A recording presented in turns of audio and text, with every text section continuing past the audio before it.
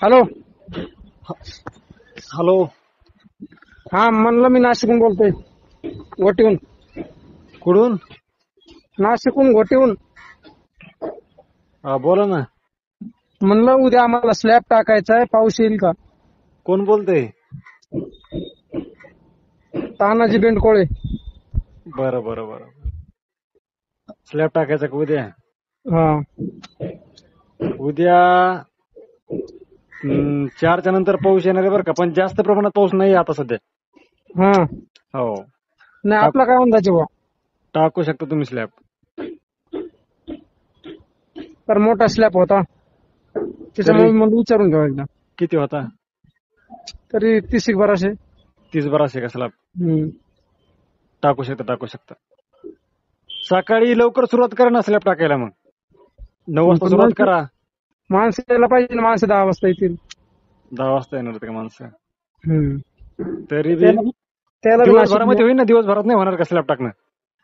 तरी 4, 4:30, 5 वाजतील. काही शक्यता नाही. लाईट बी कमी जास्त झाली, लाईट गेली तर टाइम लागू शकतो.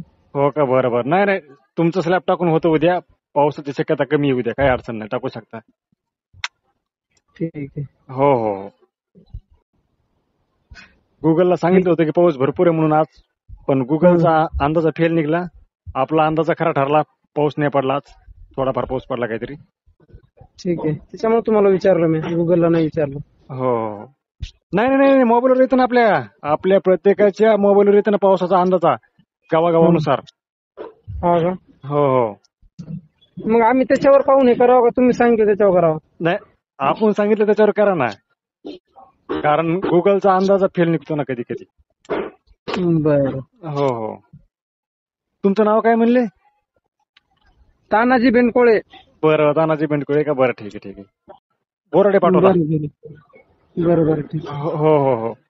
नाशिकहून बोलता ना तुम्ही? हा. नाशिकला हे कोणतं आहे, आपला एरिया कोणता आहे? गोटी एरिया आहे का नाशिकमध्ये?